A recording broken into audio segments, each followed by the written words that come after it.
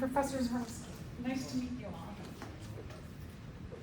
All right, so let's go through what you need for the class. And then I have some copies. If you don't have what you need, we'll work it out. So, course materials. You can find them in a variety of places on Canvas. So let's take a look at Canvas. When you go into your Canvas, you'll see our course, Bio 112, General Biology 2, Level 3. We click on that. And I sent a message out yesterday that says what things that you need for the class. So one is the Zrowski notebook. I see a whole bunch of you have it. I love that. May I borrow this? This is the notebook. You don't need a traditional notebook in this class. This is the way you're going to take all your notes. So what you'll see is a way that has a lot of pictures and then text with blanks. And all you have to do is fill in the blanks. So as I lecture, you follow along with the book, and it makes it really nice and easy. If you don't have this today, I do have copies which I'll come around after I'm done talking about materials, and I'll give you a copy of the first chapter's notes. If you're someone who likes to use a tablet, I have a PDF. I know I often have students who like to just do it on their tablet, right into their tablet, this notebook. So I have a PDF of that available for you. And if you go into the Getting Started module on our homepage and you scroll down, you can see Zrowski Notebook PDF for tablets. Just click on that, and then you can download this onto your tablet, and you can take notes into your tablet in class. So that is another option. So that's one thing that you need. The other thing that you need is the Bio 2 lab book. I'll have copies of the lab that we're doing today, but make sure that you have this by Tuesday of next week. The other two things, free textbook. How about that? So here in our Getting Started module, if you scroll to the third item, you can click on free textbook, and this is your link to the textbook that we're using. If for some reason you want a paper copy of the book, they have them in the bookstore, totally optional, you don't have to buy that. You can also often find them for maybe a few bucks cheaper, even half price on other sites out there. I do have the information on the book again. It's in the message that I sent, it's in your syllabus, and it's also in the course materials, so I have a lot of places for it. You can see here's the information about the book if you wanted to buy a paper copy, not from the bookstore. So that's totally up to you, but a paper copy is totally optional. And then the last thing I would encourage you all to get is the Canvas app. If you have a smartphone, Canvas has an app. All of us who utilize Canvas, which hopefully everybody is utilizing Canvas on campus now, it connects you right to our information. I prefer messages to be sent on Canvas rather than email. I can get to them on my phone faster than on email. So please send me messages on Canvas through the app or on your computer through the system. I appreciate that. So the app, though, you can send me messages, you can check your grades, you can even do some assignments through the app. So if you don't have that, something to get this week. So those are the materials. Does anybody have any questions about the materials? Okay, you're gonna use your tablet? Okay.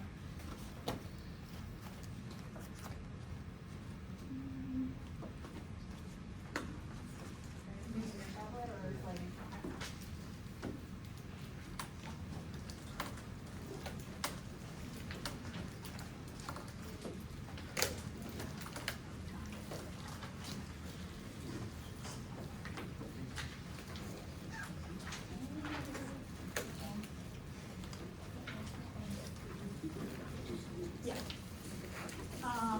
Is there anybody who's going to use like a computer or tablet that doesn't need a copy?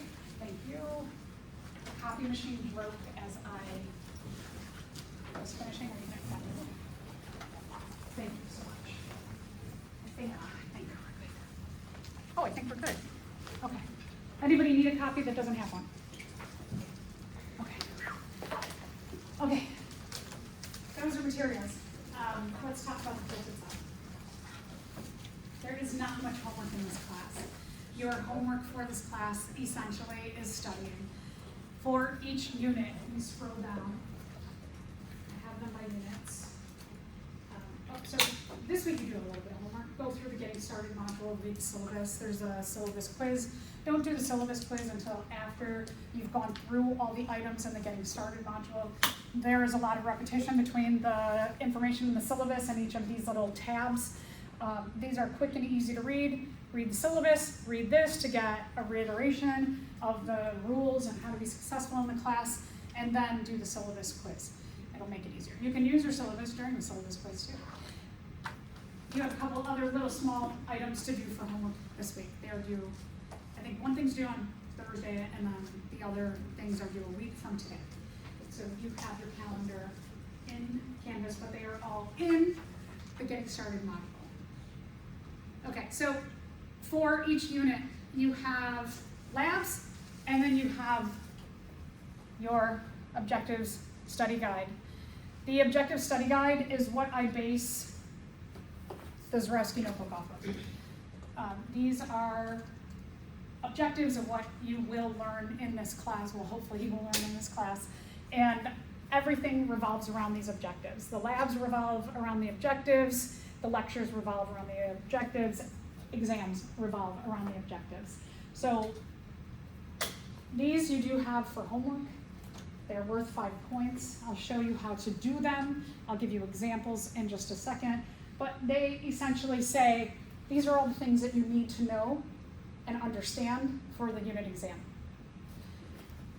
Okay, so let's take a look at them.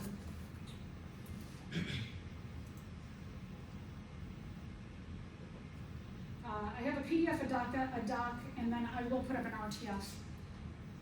All of these are exactly the same. They just are different formats depending on how you would like to do the objectives. And let me hear, like, what does that mean? Do the objectives. So here are the objectives. It's a whole unit together. They're separated by chapters. So you can see here, part 1, Ecology and the Biosphere, it's chapter 44. And then it lays out all of the things that we will go over for that chapter, and then 45, and etc. This is worth 5 points. However, it will take a lot longer than maybe 5 points seems like it will take. Let me show you examples of different ways you can do them. So I want you to complete the objectives, meaning you answer what is asked for you. It's all in here. It's all in here. The textbook is a supplement, so that if there's a section you're like, I need a little more clarity, or maybe I need it explained a different way, go to the textbook. But everything you need, my notes go along with the objectives. The labs go along with the objectives. So it's all really in here. I don't necessarily always go in the same order as the objectives do, because sometimes I just topically, some things go better together, but they're in different chapters. So just know that. I want you to complete the objectives in the manner that suits you best as a learner. So I've got a variety of examples of ways that you can do them.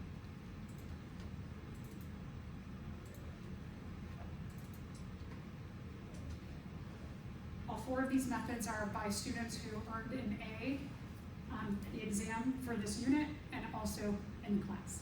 So it'll give you an idea of how to be successful. So this person liked to use their tablet. They wrote them out and they used lots of color. And you can see how thorough this person was.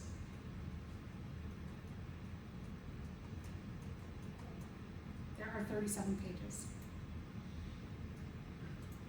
They also put in, where needed, they put in illustrations where illustrations were asked for example, like that.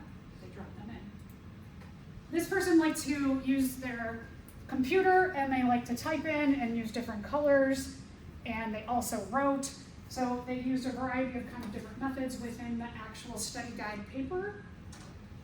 You can see they added in illustrations. They put a lot of information on one page, and they added illustrations in where they needed to add them in.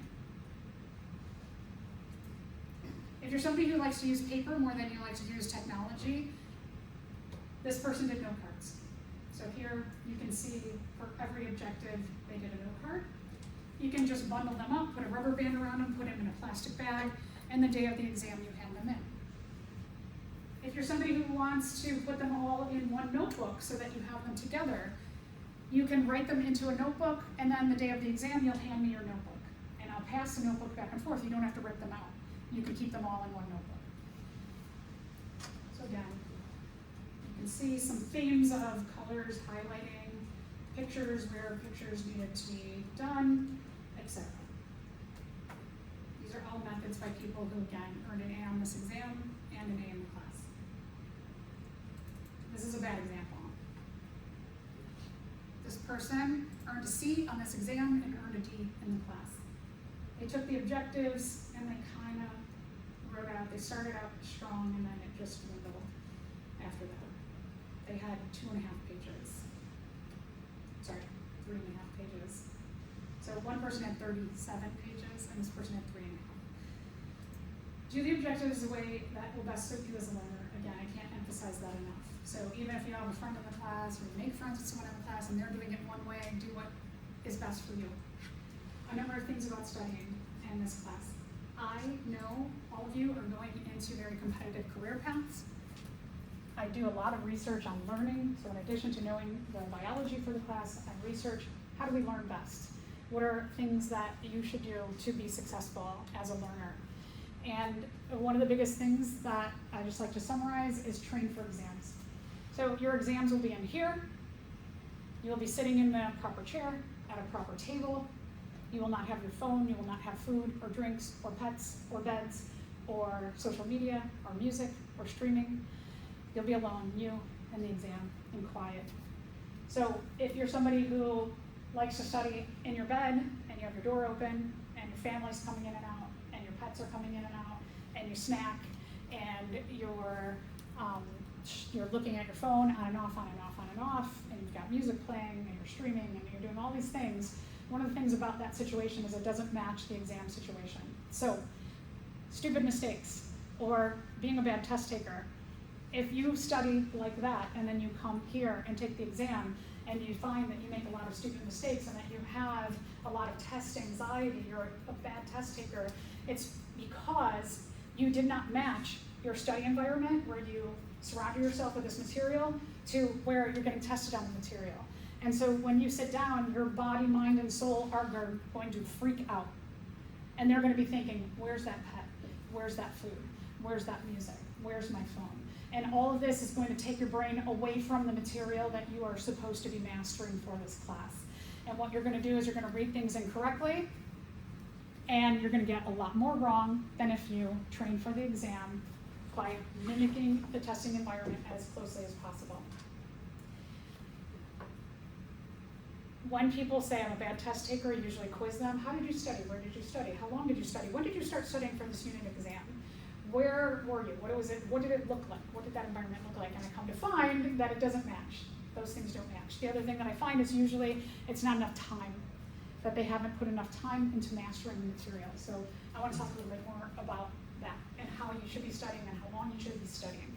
So you have the unit objectives. What I suggest, and this is my suggestion based on students who were in your seats and have been very successful in this class, is that those students today, we go over about an hour, we'll do about an hour, maybe 55 minutes of lecture, and they go home and anything we covered today, they go to the objectives and they start writing them out. Tomorrow, no class, right? No class for me. You go and you look at the objectives you wrote out and you review them. Thursday, we cover new objectives. Thursday after class, you write out the new objectives, but then you go back to the old objectives that you wrote out last night or tonight. Thank you so much. You review what we did on Tuesday, you review the new material. Next week, what you should start doing, continue to write out the new objectives, continue reviewing the old material, but now let's add in quizzing yourself. A lot of times students will say, I knew everything for this exam. And I'm like, oh, that's amazing. Then how did you do so poorly? And then I start questioning them on the objectives, and they're like, what I used to do when I was not a successful student, my freshman and sophomore year of college, I would sit in my dorm room with the door open, on the couch, snacking, talking, on my phone, and I would just read over the notes over and over and over and over again. And then I'd go take the exam, and I would get like maybe an A, maybe a B, sometimes a C, and I would realize I didn't really know what I thought I knew when I took the exam, because I was like, ooh, I was not ready for this. So you have to, one of the pinnacles of studying is to check in and to reinforce that you know what you think you know. So if you're like, I got this, how do you know? You're gonna quiz yourself. So you're gonna start using the objectives. You're gonna take an objective, and you're gonna take a blank page, and you're gonna look at that objective, and then maybe you'll write it out. And you'll see from the objectives that you wrote out, do these match? Do I really know this objective? If you know that objective, it's good. You just keep reviewing it. If you don't know that objective, that's one that you gotta keep quizzing yourself on until you completely can write out that objective without any doubt that you know that objective. This does a number of things. It will build a ton of confidence in you. So you walk into the exam, you've been studying, proper chair, proper desk, quiet, etc. You have quizzed yourself, you walk in confident. Your mind, body, and soul, they're like, I'm ready. Guess what you're gonna do? You're gonna read the questions correctly. Your mind, body, and soul are focused. All of these things, I know it sounds like, no, this lady, she just got blah, blah, blah, blah. I'm telling you, last semester, I had one of the best 112 classes I've ever had. 92% of them got A's.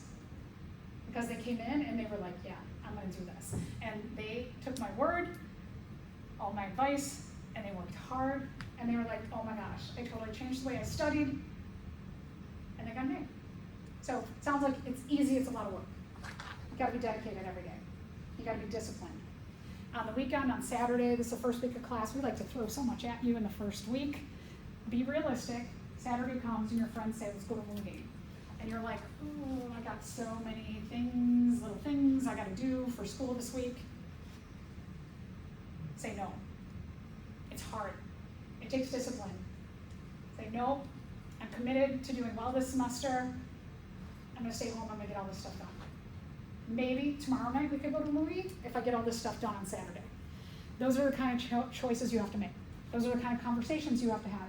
If you have a friend or a family member or someone you love and they're trying to pull you away from being excellent in college, you have permission to say to them, I'm asking you to be supportive of my journey to excellence in college.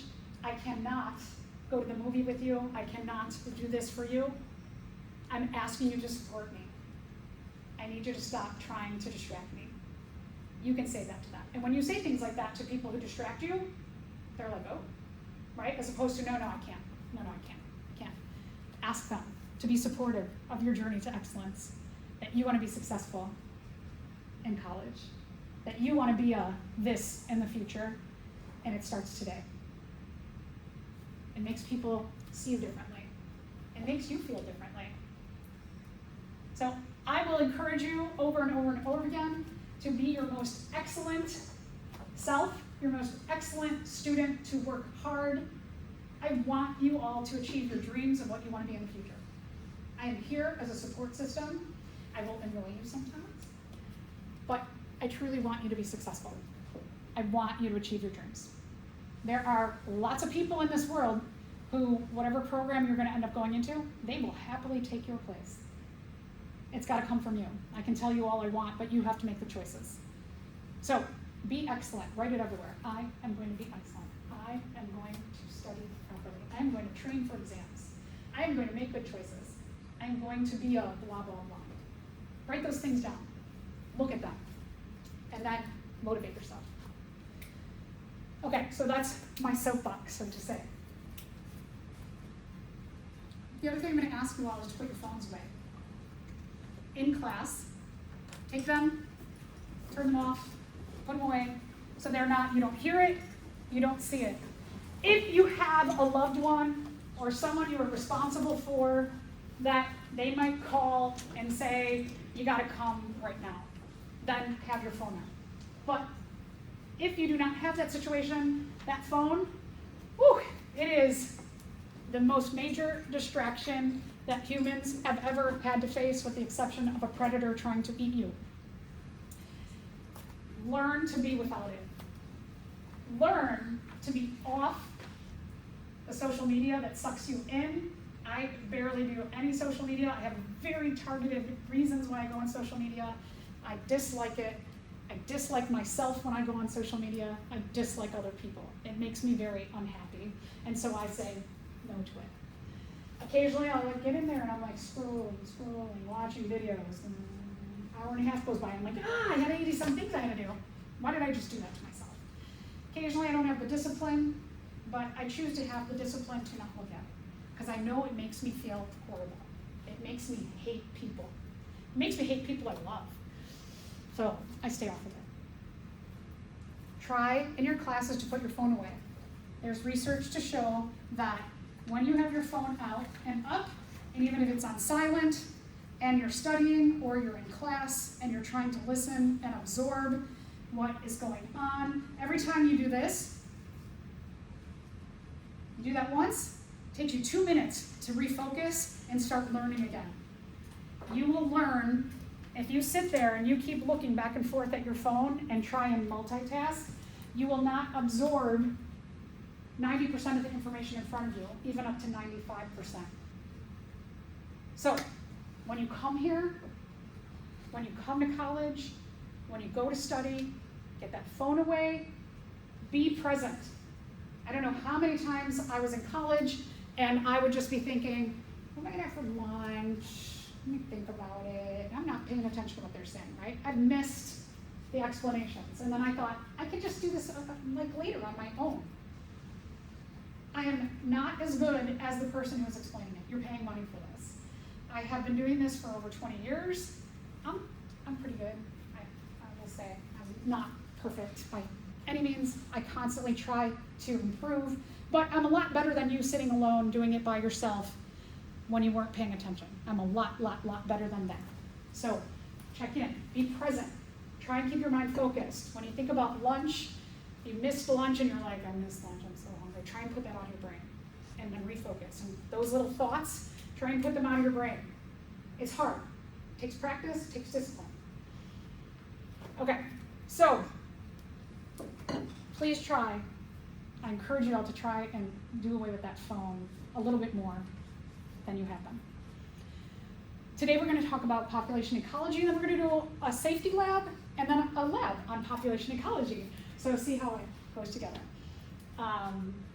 This lab, population ecology, will start today. You will not finish it today.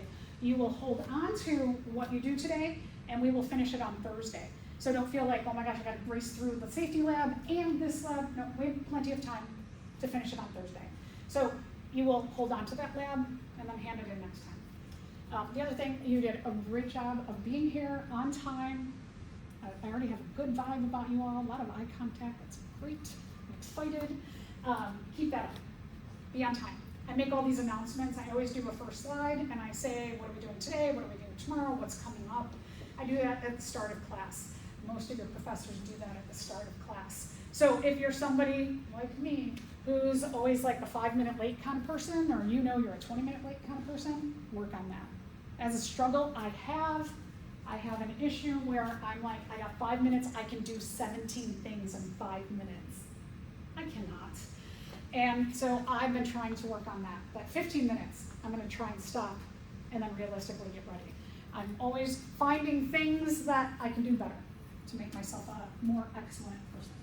So I try. I do have a class right before this one. They are back to back. So I may be a few minutes late. I will try my hardest to be here on time. You please also do so. Okay. Does anybody have any questions? I like to use Canvas for messages. I do not like email. I can get to Canvas faster. I like having it on my phone. And then sometimes I space out and I go 2 days and I'm like, oh my God, I haven't looked at Canvas messages. So I try. I have a lot of issues of getting distracted and I try. So if I don't send you a response in 24 hours, ask me in class. If we're going to be in class, send it again. I will not be offended if you're like, you didn't answer me. I'll be like, oh shoot, I didn't, right? I didn't. And usually I'll be like, oh my gosh, I'm so sorry. I will try my hardest to get back to you as soon as possible. All right, so let's start. The way that the notes work, oh, and then again, homework to reiterate, you've got a few little thingies that are due in the next week. Your homework, your big homework, work on your study guide and study. All right, we're going to start talking about population ecology. This unit is about ecology. Ecology is like the big stuff. It's biology with the environment. The environment includes living and non-living things. So it's like everything. We're going to look at how living and non-living things exist together, how they rely on one another, and that, in a nutshell, is what ecology is. Those relationships between living and non-living things. You can see at the bottom of your page, there is a blank for relationships. That's all you have to fill in for your notes. I have gotten a lot of feedback from students that this is a great way for them to utilize note-taking because it allows you to fill in keywords, and then it also allows you to listen a lot more. And it brings down anxiety a lot so that you're not like, oh my gosh, I gotta write every word, I can't absorb what they're saying, I'm stressed out, right? So I'm trying to lower the stress on you and make your time here productive. If I talk fast, if you didn't notice, I can talk really, really fast and I can click really, really fast. If I click by something and you need me to go back, just don't feel badly because I have a lot of energy. And sometimes I don't control it the best, so please remind me. I'm happy to go back. If you have a question, please ask. I'm happy to entertain questions. If you have something to add, go ahead. So, ecology is everything in this picture. It's the relationships between everything in this picture. And it could be as small as microbes in the soil and how those microbes have an effect on all of the living things, as well as non-living things, like those microbes might produce oxygen or they might recycle nutrients. And so even the smallest parts of this, even little pieces of dirt, which are nutrients, those are important for a plant to take up and pass those nutrients to other living things. Everything is important. Everything has a relationship with many other things. That's ecology. Okay, so let's see if you are familiar with this. I have questions that are sprinkled throughout the lecture, and they are similar to questions that you'll find on the exam. And so I'd like to go through questions so you get a little bit of an idea of what is an exam going to look like. Exams are 53 multiple choice questions. I know that sounds really weird. I only give extra credit on exams. Your exams are worth 50 points. I give you 53 questions. I do not make the last 3 the extra credit. I allow you to get any 3 wrong and still get a perfect score. So it's a little bit nicer way of making exams out of 53. You could get question 1, question 18, and question 48 wrong. And you could use your 3 extra credit points to take the place of those, and you still get a perfect score. If you get 53 out of 53, which occasionally happens, then you get 3 extra credit points in reserve. So that's the way we do exams. Exams are multiple choice, like these. They will sometimes have pictures, illustrations, graphs. There's a lot of pictures, illustrations, graphs in your notes. So do not, as you're studying, go, look at this page, it has an illustration, skip. That's what I used to do when I was not a good student. I was like, cool, page with an illustration, skip, read words that I didn't even absorb. Pay attention to everything in the notes. Okay, so what does biology mean? We've got a bunch of answers here. So let's see, the study of the earth. If you didn't know, this L-O-G-Y means the study of. Zoology, psychology, immunology, those are all the study of something in the beginning. All right, so that's why we have the study of the study of the study of. And so let's see, that B-I-O, does it mean earth? That's geology. The study of animals, zoology, like the zoo, right? Animals are at the zoo. The study of natural processes could be ecology. The study of non-living things, study of living things, B-I-O. B-I-O means the study of living things. Anytime you see B-I-O in something, it is referring to living things. Bio means living things. Logy means the study of. Okay, so ecosystem ecology, everything. It is the relationships between the non-living things, as I mentioned before, even little pieces of soil, very, very important. Very tiny atoms like oxygen, is that important to us? Oh yeah. Oxygen helps us to break down our food in a very efficient way called cellular respiration.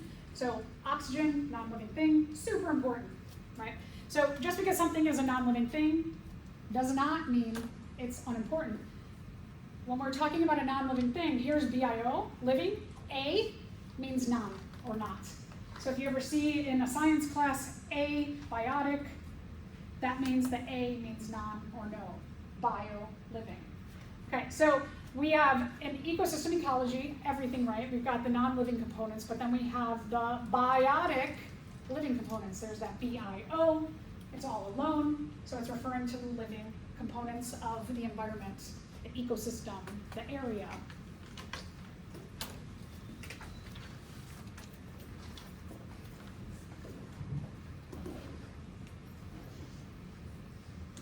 Okay, what is the importance of ecology? Oh, there's so many things that are important. You can see blah, blah, blah, blah, blah. I got a lot of this. This is to read at home. But in general, one of the things that's important about ecology is that anything, whether we're talking about a living thing or a non-living thing, we said that we have relationships where living things rely on non-living things, living things rely on other living things, non-living things rely on other non-living things. We have all these different relationships.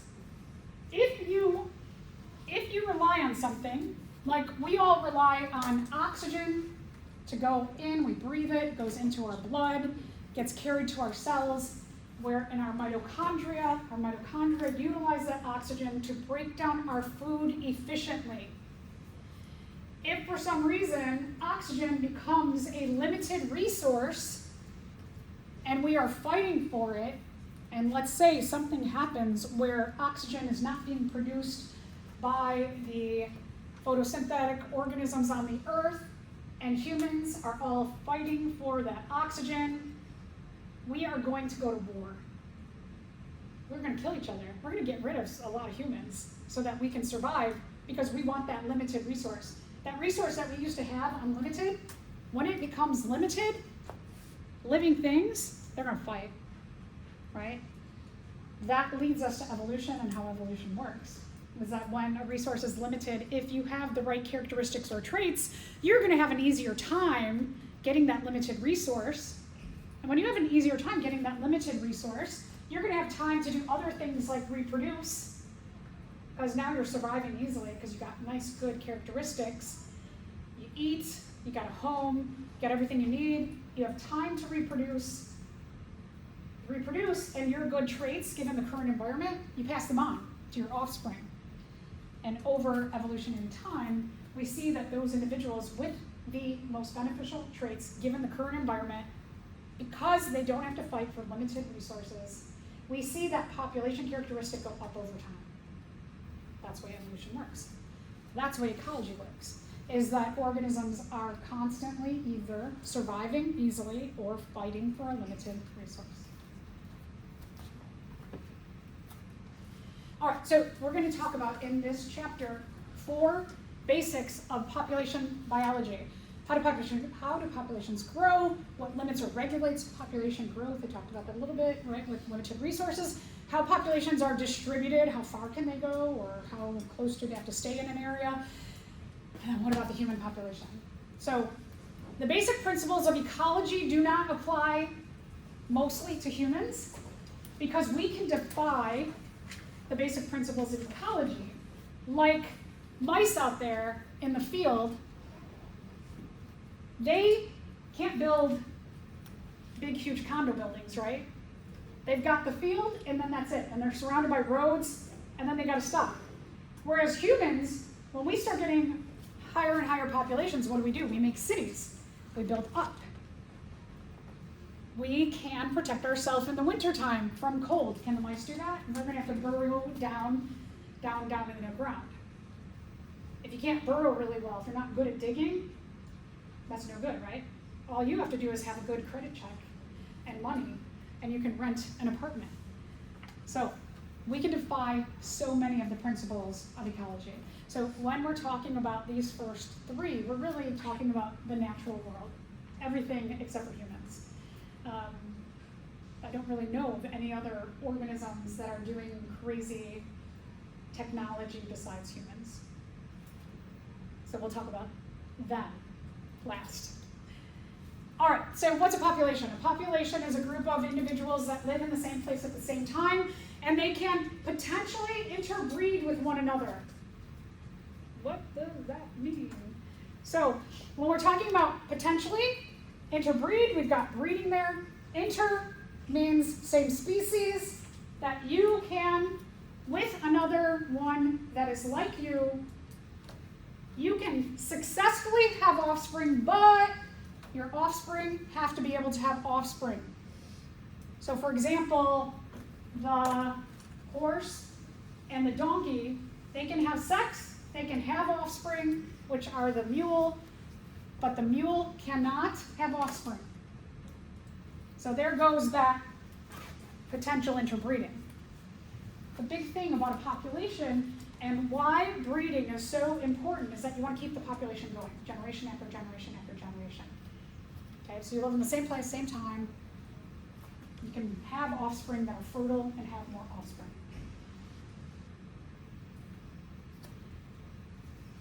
The study of ecology, what we focus on is we focus on why do some populations expand really far? Why do some not? Why do some in this area of the world expand far, but in other areas of the world they do not? The hows and whys of growth of populations, size of population.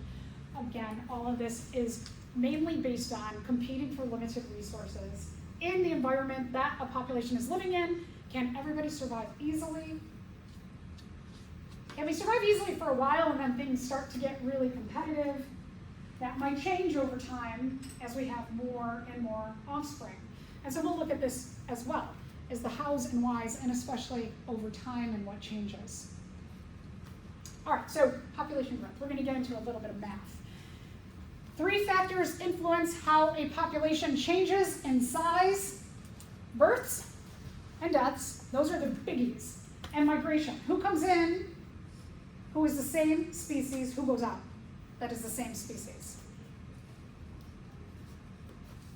For natural populations, this is the most influential. For humans, they're all influential. Because migration with humans, we can get on a train, a plane, a boat. We can do a lot of things to move around. But naturally, walking around, going through the air, swimming, those are harder to go far distances with. Okay, so migration again, a little bit about 2 kinds of migration. Immigration is joining members of that species become part of a population. They were part of the population over there, now they're part of this population here. They've immigrated. If you're going to leave and go to a different area to meet up with different members of your species, you are called an emigrant. You are doing emigration. Emigration is leaving.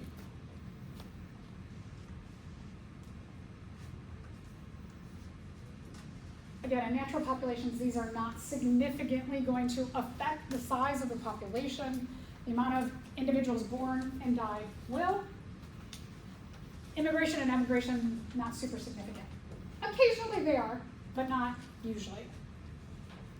That's one of the things about biology that I love, is that there's always exceptions to the rule. Evolution is a really crazy thing based on competing for limited resources, and what characteristics you have given the current environment that are beneficial can change like that, right? Hurricane comes, wipes out everything. Now you got to start with no resources. Is it going to be easy to provide? No. Can you do it with your current traits? Maybe. Do you have time for reproducing? Maybe not. So a lot can change quickly. Populations are stable when the amount entering, births, and immigration equal deaths and emigration. Entering, leaving, equal. Make sure you have a population stable. All right, so again, if you have a lot more births and immigrants, your population will get larger. Your births and immigrants way outnumber your deaths and your emigrants.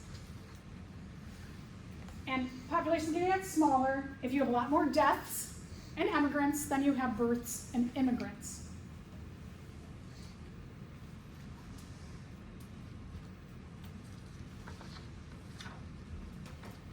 We're going to calculate the annual growth rate for a population. This is our main equation. We take our births, we subtract our deaths. Those two are mainly going to influence each other with population size. And then you take your immigrants minus your emigrants. And that'll tell you the change in population size. Now, this can be tracked on an annual basis. This could be tracked on a generational basis. This could be tracked on a minute basis. If we're talking about microbes, for example, and we're looking at you get strep throat, you wake up in the morning, you're like, I feel a little scratchy, right? And over the course of the next 6 hours, you go from throat feeling a little scratchy to feeling horrible and having a fire feeling sore throat. Minute by minute, those bacteria that are in your throat, they are multiplying very quickly, and the births are way outnumbering the deaths. When this can change is you maybe get an antibiotic, when your immune system starts to really fight, then the births, maybe they start to die, and you get more deaths, because the solutions, medical solutions we have can start to help that. Your immune system can start to get rid of them.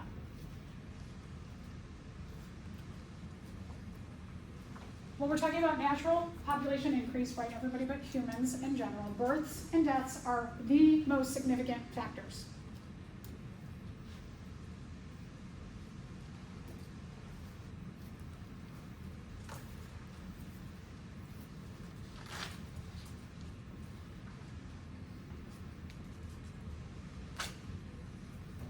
We're going to look at two things that most influence birth and death. One is biotic potential. BIO again. There's that BIO. Biotic, living things, potential. The potential of the living things to reproduce and make more and more and more and more and more in the population. So what supports biotic potential? Unlimited resources. Everybody gets everything, so that everybody's comfortable. So everybody has time to reproduce and have offspring. When your offspring have everything, and you have everything, and now everybody has everything, and everybody's reproducing, and we're getting bigger and bigger and bigger and bigger because we don't have limited resources. So biotic living potential goes whoop, and we get a really unique, what's called a J-shaped curve. We also call it exponential growth. But at some point, other things start to influence the population growth. You get overcrowded. Food starts to become limited in supply. Elders are annoyed with all the babies around. A hurricane happens. There's a lot of waste. Then there's a lot of disease because of the waste. And there's a lot more waste, and then there's a lot more disease. So we have a lot of things that once a population gets really, really big, oftentimes when you're growing, you're like, woo! And then this other stuff comes. And what we call the other stuff, all these other things that limit biotic potential, we call them environmental resistance. It's making this stop. They're like, and then things happen to the population, and we'll talk about that too. So these are the biggest factors in influencing how many are born, how many die in your population. So we're going to start looking at biotic potential. The glass is half full. Things are good. We always look at changes in individuals per unit of time. That just means that we're looking at what's our population number now?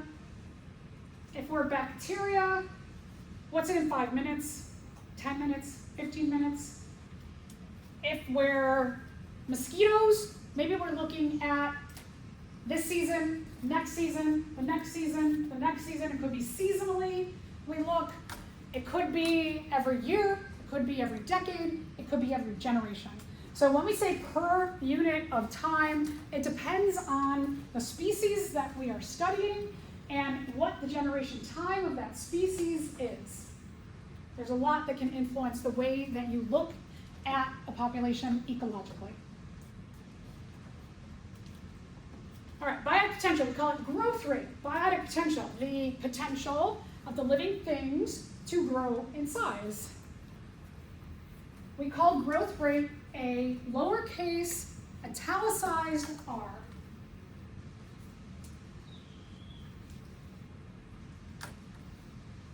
We said that biotic potential influences births and deaths. So we're going to look at our equation for growth rate as the change in births and the change in deaths over a period of unit of time. Little italicized r equals little italicized b minus little italicized d. R equals birth rate minus death rate. So when we're talking about rates, we're talking about percentages. What's the percentage of births today? What's the percentage of deaths today? Subtract the deaths from the births, and we get our growth rate today. All right, so for example, we're looking at a population of mice, and there is 10,000 individuals in our population. And this year, we have 500 deaths and 1,500 births. In order to figure out the birth and the death rate, what we are going to do is we're going to take our 1,500 births to get B, divide by 10,000 individuals that we started with. That will give us a decimal number, which then we can convert by timesing that by 100 to get our percentage that year. And what we see is that 0.15 times that by 100, it's 15% growth based on the births that year in that population. We had 500 deaths. We're going to take that, we're going to divide it by the number of individuals in our population, 10,000. We get a decimal number of 0.05 times that by 100 to get 5%. Remember that now you're taking your 15%, subtracting your 5% to get our annual growth rate. So when you take what I just said and do it, what do you get? A, B, C, D, or E? Which one? B, good. Okay, so we get a 10% growth rate in that first year. What we did was we took, again, 0.15, our birth rate, minus 0.05, our death rate. We got 0.10 times that by 100 to get a percentage. And we had a 10% growth rate in that first year. 10% doesn't sound like much, but if we think about the human population, we have almost 9 billion people. If we had a 10% growth rate in a year, that would add like something like 800,000 people. 800 million people. That's a lot, right? In maybe like 15 years, we will be adding, if we had a 10% growth rate, 1 billion people. 10% is a lot. So, biotic potential, we can keep looking at it and looking at it and looking at it. As long as we have our original population size, and then we see our B and Ds over time, we can calculate what is the birth rate this year, next year, the following year, this minute, 5 minutes later, 10 minutes later, this season, next season, season after, just depending on how you want to utilize this equation for what population you are studying. Okay, our population of mice. You have your R. Remember what N was? What's our N for the first year? When you take your R that we calculated and our original population size, how many individuals did that 10% add? A, B, C, D, or B? Yeah, B, good.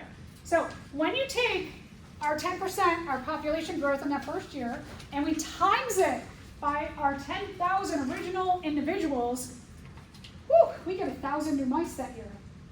See what I mean? It's a lot.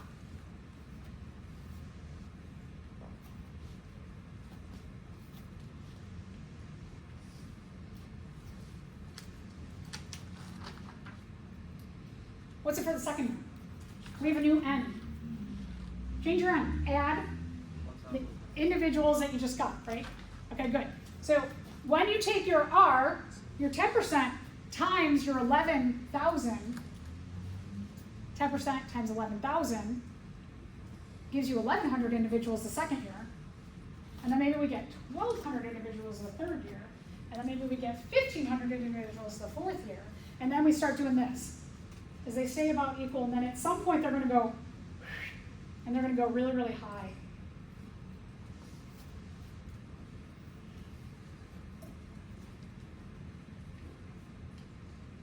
What we get is what we call a rapid exponential growth. Our population's doing great. Everybody's got everything. Nobody's competing. No diseases, no predators, good weather, lots of space. Everything's good.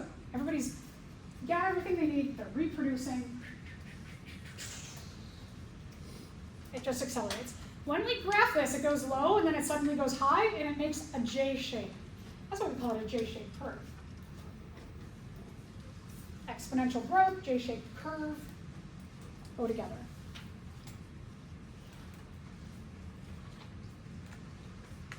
We're going to look at a few illustrations showing exponential growth of different species. So as I mentioned before, bacteria are going to do it faster. Bacteria, depending on their generation time, so let's say that this one species in green, about every 3.5 hours, they produce 1,500 bacteria. They have a shorter generation time, which means they can reproduce quicker, which means that exponential growth starts to really shoot up at around 3 hours. The blue one takes about 4 hours to get to that 1,500, a little bit longer generation time. Let's see, exponential growth is at about 3.8 hours. And then we have this one that takes 5.5 hours to get to that 1,500 individuals. And at that point, we can see here that 5.5 hours is when they start to really shoot up. So minutes matter sometimes when we're looking at really, really small species. Now, if we're looking at something larger, like eagles, and you have two different species of eagles, and one eagle, they begin to reproduce at 4 years. 4 years old, they can start having babies. This other species, at 6 years old, they can start having offspring. So here you can see that if they start about the same time, at about 20 years, they start to shoot up when we're talking about those that can reproduce at 4 years.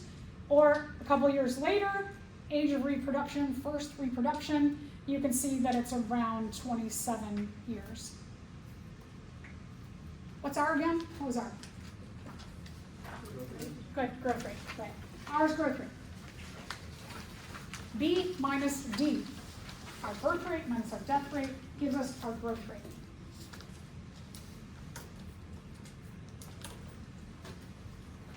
R is B minus D. And remember that B and D are rates or percentages.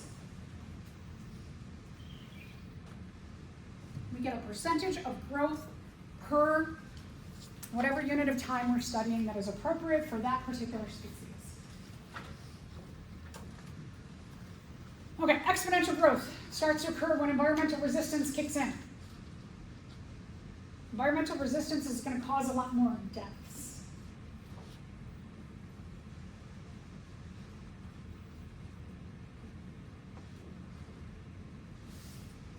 For that exponential growth, when it's shooting up, you have a lot more births and deaths. When it starts to go down, environmental resistance kicks in, and everything slows down in terms of reproduction. All right, so here are the factors that affect biotic potential. Fecundity. All right, so that's an interesting one. Fecundity. Does your population have really good, favorable, advantageous traits, characteristics that allow you to survive easily? That's good, right?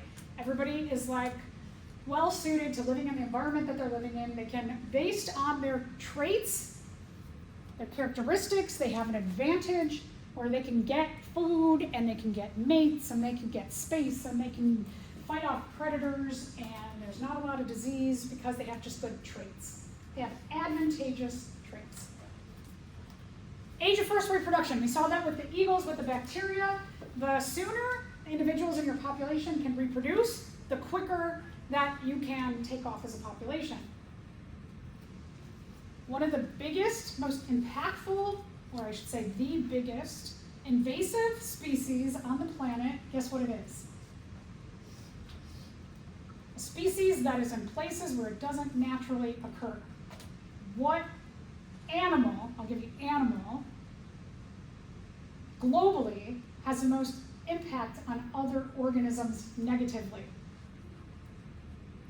Zebra mussels? Locally, I'll give you one hint, meow. Cats, domestic cats are an invasive species. Domestic cats can start to reproduce between 6 to 9 months.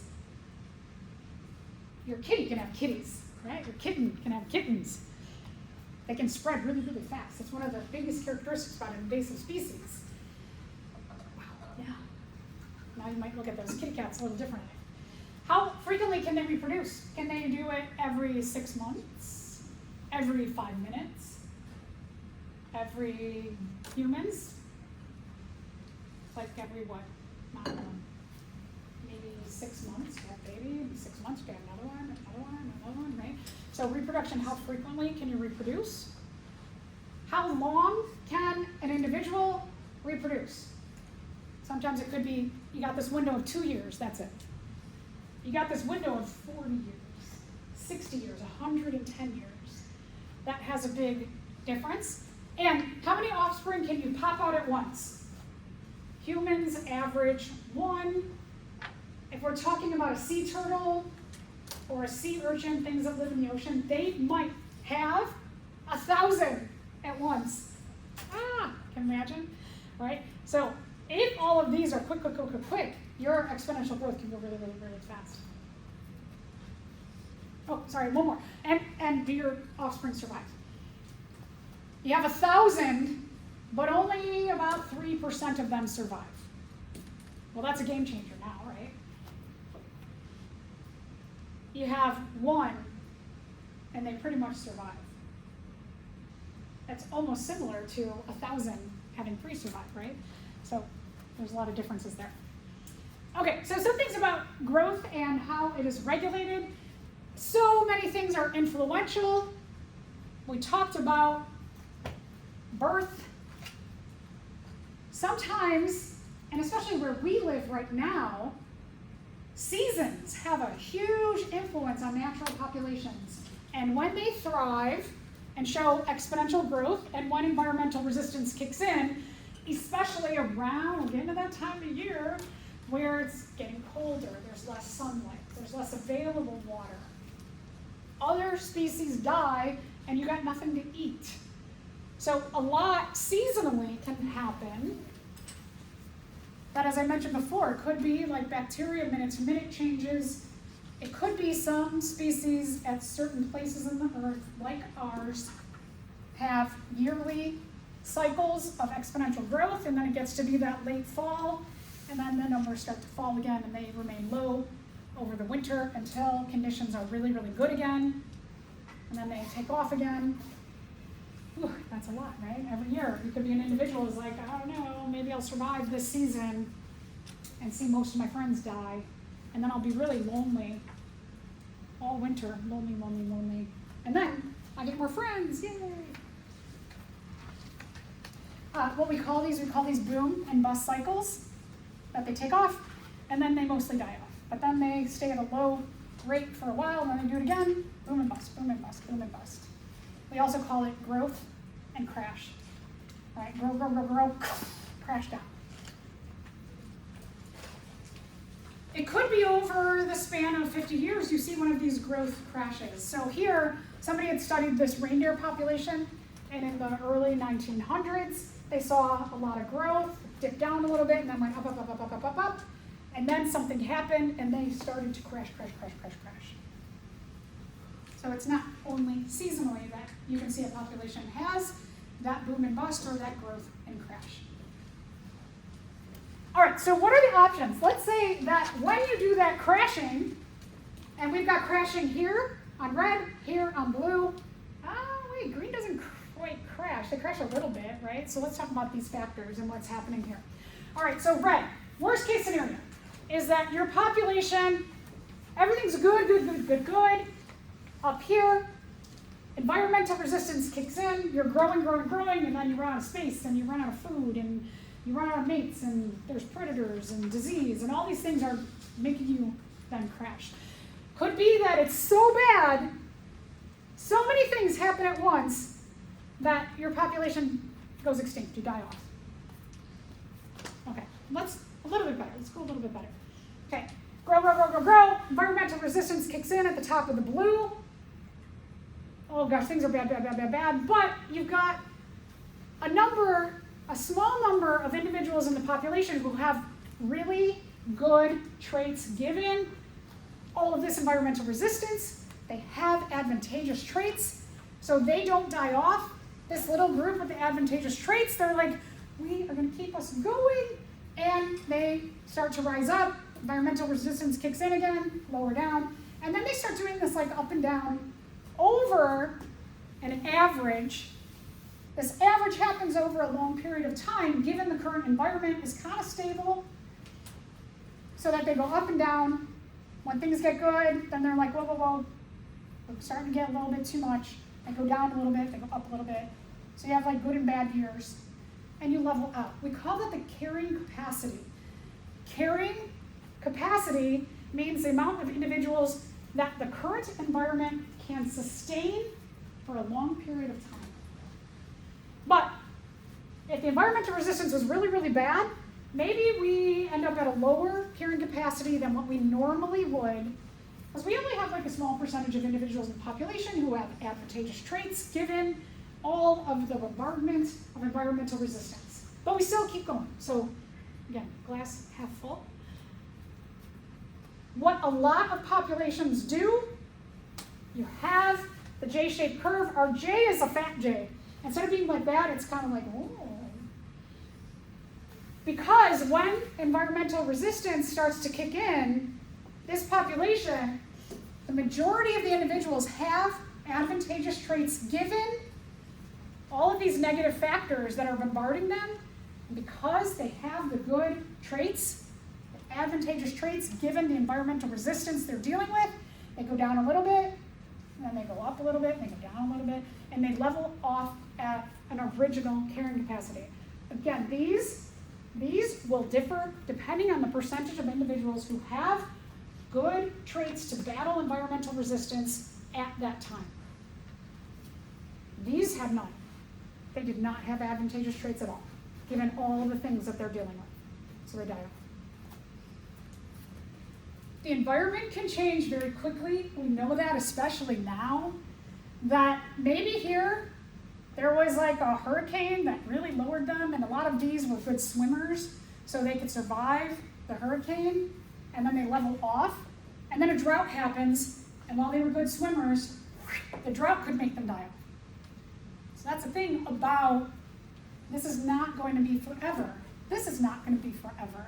The environment's changing. It depends on the traits given the current environment. Do you have an advantage to survive or do you not?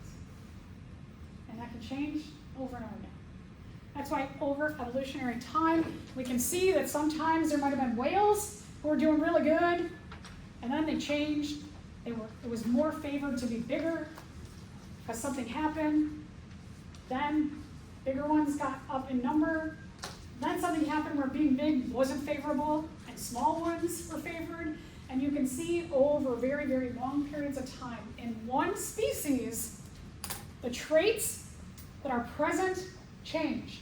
Not instantly, but over long periods of time, because the environment changes over long periods of time. Climate change has always been happening. Climate has always been changing. We are accelerating it with what we're doing as humans, but climate change is a normal process. It influences all of this. Climate change is a huge environmental resistance factor.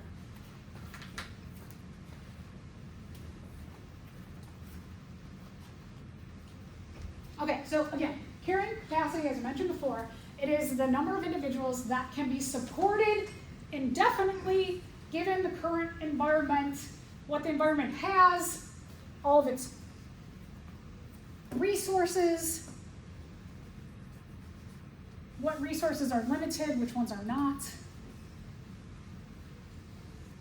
But we can have a certain percentage of individuals who make it for a long period of time, who know how to deal with the distribution of limited resources so that they can survive at an average for a long period of time.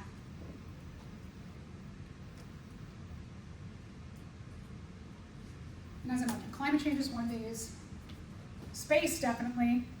Our mice out there, they don't have a lot of space. They've got one field. They're surrounded by roads. They can't go anywhere else. There's wetlands around them. Nutrients, amount of plants that are available to eat, to produce oxygen, water.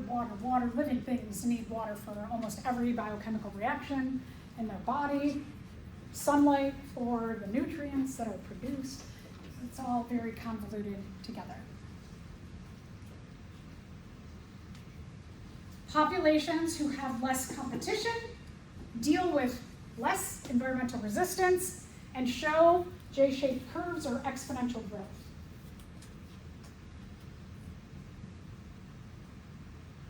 Environmental resistance are all the things that control your population size. If you have less things controlling your population size, you just reproduce. You're less stressed out. More individuals reproduce. More individuals are well fed, less disease. So there's a lot of things with less environmental resistance, less competition, easier living, better survival, good biotic potential, good potential for living things to survive in the current environment. So again, you see these cycles. We are familiar to them because we live in an area where we have seasons. This could also apply to bacteria in your throat, like strep, and they're growing, you just get one, starts growing, multiplying, get that strep throat. Immune system kicks in hard, finally, catches up. Antibiotics kick in, they die down.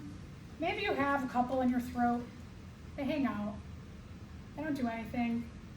They get a mate eventually, and then the cycle happens again.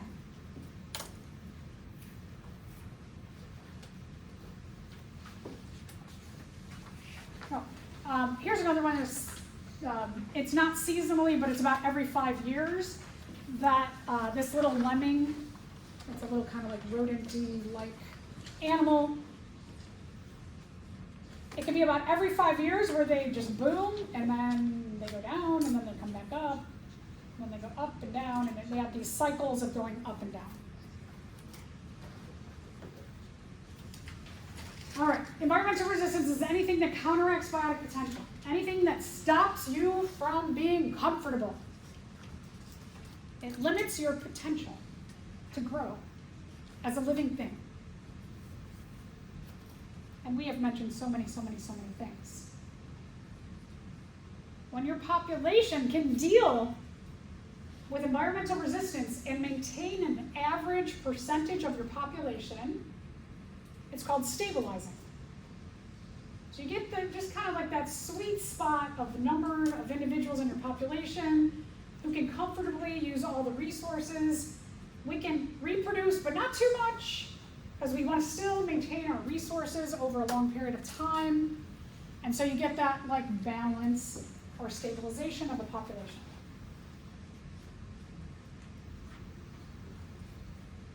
Some species just always do that. Growth and crash, and growth and crash, and growth and crash. They can't reasonably get to a carrying capacity. We kind of, depending on the species, we might understand why.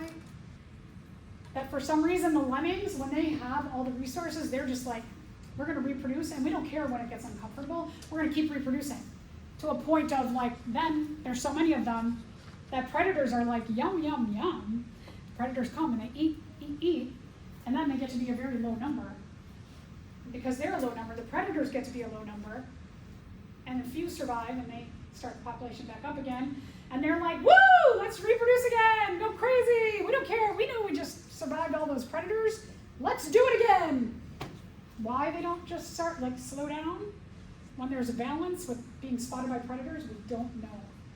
There's something in them that they're just like, sex over everything else. Who cares? Instincts are interesting of different species. Okay, could be also other things like crowding around space, parasites, diseases. We've gone through this. I mentioned a lot of these already before. Just think like anything that could negatively affect the population, that is environmental resistance. And that could be different this year than next year or last year, because the environment changes. The other thing too is that in natural populations, as I mentioned before, this doesn't have a huge influence, but some individuals may emigrate. Maybe some of those lemmings are like, it's getting crowded, we're getting eaten by predators, I hate seeing all my friends get eaten, so I'm gonna move to that other mountain over there. And then those forget, and they're like, let's all have sex and make lots of babies, and they do it over there, and over here, and over there.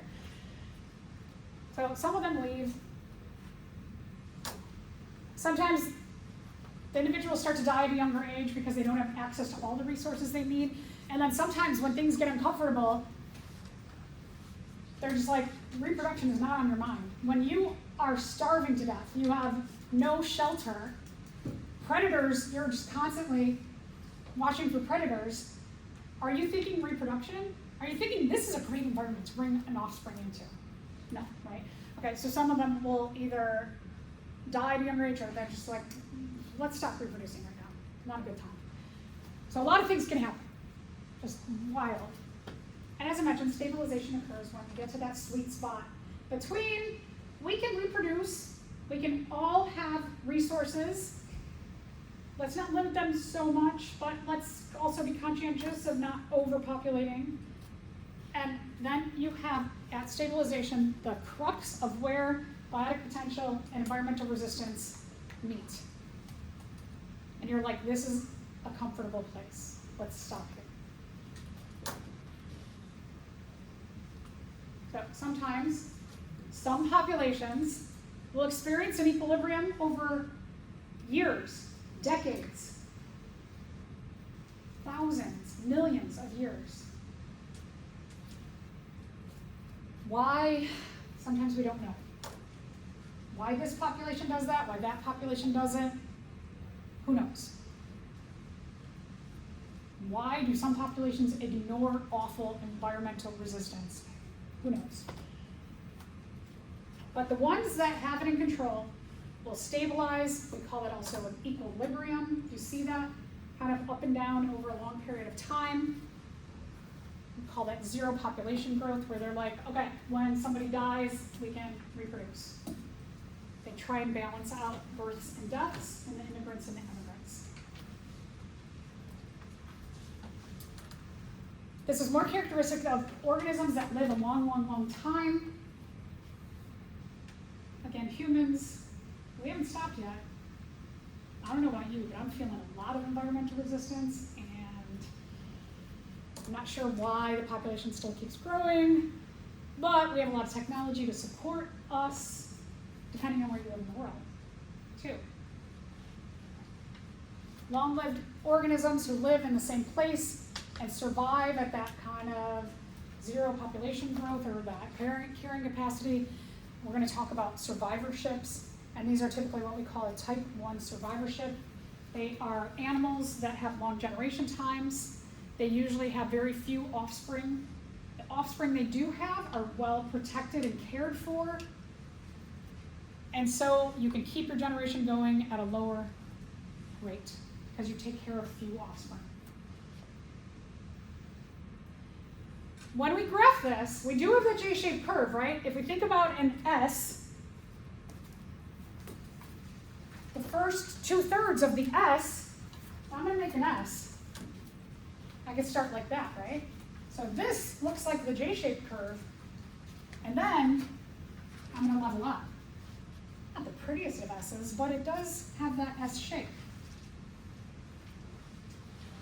But remember, there was an area of biotic potential when we're looking at these type 1 survivorship organisms, or that S-shaped curve. But they do have biotic potential, then they start to level out at the carrying capacity. What keeps them at the carrying capacity is they're like the environmental resistance, not so comfy when we go higher than these points.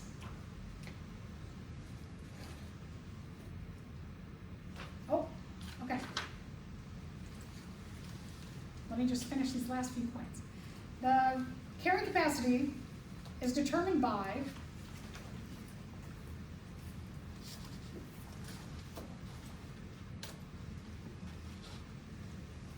resources that can be renewed, resources that are always available.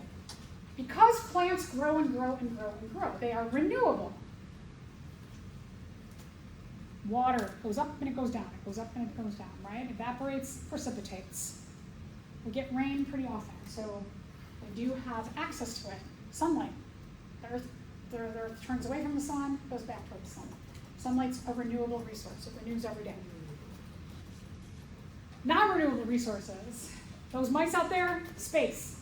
It's going to determine how much their biotic potential is. When they start losing space, they're like, oh, let's stop reproducing. We have nowhere to put any more offspring. The elders are getting mad. They're killing off the babies. Let's stop reproducing so much. Okay, there we will stop. What I like to do in lab is I like to get over to lab and do a pre-lab. I'll tell you what are we doing in lab, where are the things that you need, and then I will, after I do the pre-lab, then you can go take your 15-minute break if you want. If you don't want, you're like, I just need to go to the bathroom really quick. You could go to the bathroom on the way to lab, but I would say don't go across campus to grab something and come back. Let's get restroom break, fine. Try and get over to lab sooner than later so we can do the pre-lab, and then you can take a proper break if you want. During lab, you can always leave and go to the restroom or hop over to the coffee shop and get something to drink or fill your water bottle. You don't have to ask. We are in 121, which is on the other side of the building, but straight that way.